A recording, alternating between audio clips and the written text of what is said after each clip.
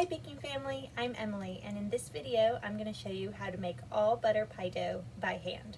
Let's get started. Let's take a look at our recipe and the ingredients we will be using. This recipe is going to be making 2 9 to 10 inch all butter pie dough crusts. We are going to be using 14 tablespoons of unsalted, preferably high-fat European style butter, chilled. We're also going to be using 2 1/4 cup of all-purpose flour, 1 1/2 teaspoons of kosher salt, 1 1/2 teaspoons of sugar, a 1/2 cup of ice cold water with a tablespoon of red wine vinegar. When measuring out your dry ingredients, be sure to level them using the back of a butter knife. This will help give you a precise and accurate measurement that's non-weighted. The first step in making our pie dough is to measure out and dice up our butter into little cubes. After that, we then measure out our flour, our sugar, and our salt, our dry ingredients, into a bowl. We mix together our dry ingredients so we know they're combined. Once our dry ingredients are mixed, we take our very cold butter. I'll even throw my butter in the freezer for 15 minutes before mixing it in, because when you're making butter pie dough, it's all about the temperature. We got to keep the butter cool so that we keep it whole, because when the butter stays whole, when it hits the oven, it creates these little steam pockets, and that's what makes it so flaky. So we're going to cut our butter into our flour now.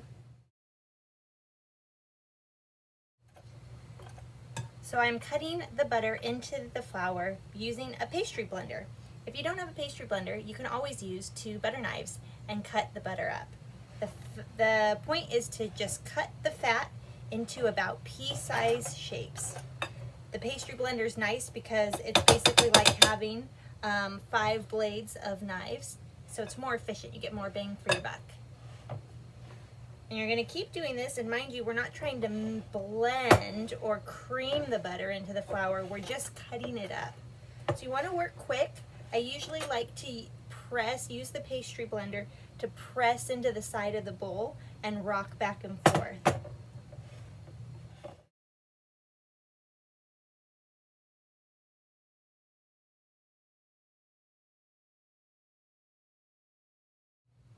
Once we get our butter to about pea-sized shape, we're going to now add our liquid.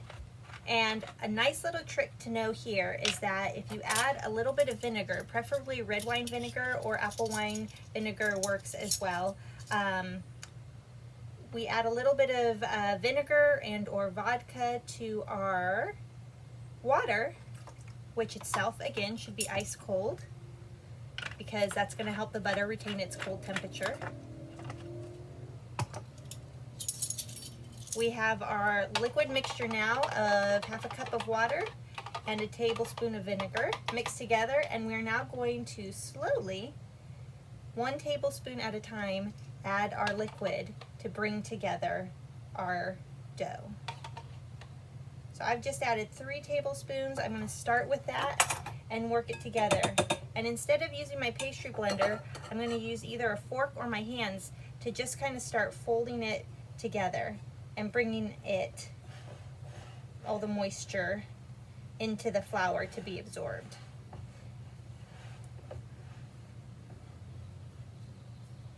Now, at this point, it's super dry, so I'm going to keep adding my water.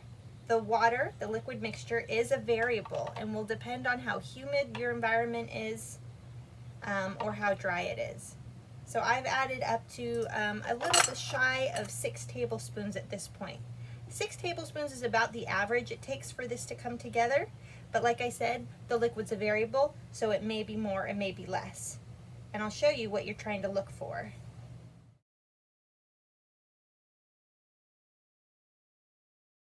At this point, the dough is starting to come together.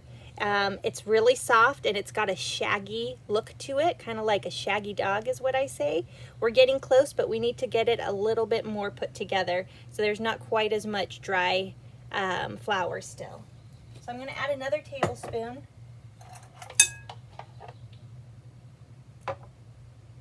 And again, remember, this isn't bread, we're not trying to knead it. We don't want to overdevelop the gluten in the flour. We are just trying to bring this together.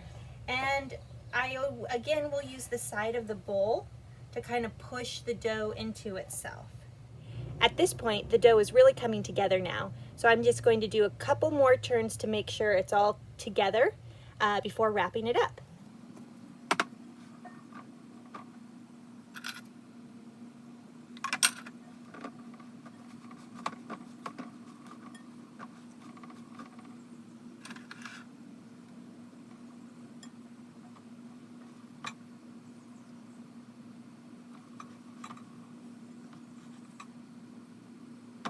My dough is now fully come together, and so I've shaped them into 2 round balls, which I'm going to wrap and chill before using.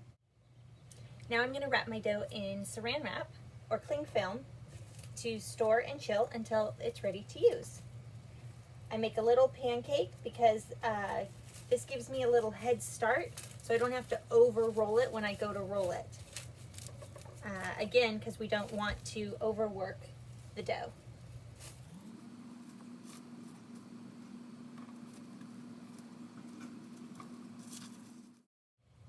Now my dough is wrapped and ready to go and chill and rest in the fridge before being rolled out. As you can see, we've got a nice marble texture. You can see the butter in the dough. That's great. That's what we want. We want the butter to be nice and separate so that it creates the steam pockets for flakiness when it hits the oven.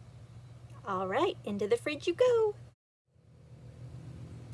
Let's recap the key to delicious flaky pie dough. Butter. Using high quality, high fat, unsalted butter is going to give us a delicious flavor. Temperature. We're going to dice and chill our butter, maybe even slightly freeze our butter before we add it to our dry ingredients. Why do we do that? Well, by keeping the butter nice and cold, it's going to retain its shape. It's not going to melt. And we don't want our butter to melt into our flour. We want it to stay whole and individual so that as soon as it hits that oven, it creates steam. And that steam that the butter emits creates a pocket of flaky goodness. Vinegar. We're going to add a little bit of vinegar or vodka to our liquid. And what does that do? It cuts our gluten and helps make us achieve our goal of a super flaky pie crust again. Time. We're going to make sure we move quickly as we mix everything together. And we're going to remember that the water, the liquid that we add, is always going to be a variable. So add it a little bit at a time and check your consistency. You don't want to get a really wet dough and you don't want a super dry dough. Now that you know how to make basic all butter pie dough, check out my other recipes for how to roll out pie dough, blind bake pie crusts, and make various pie recipes. Please subscribe. Happy baking!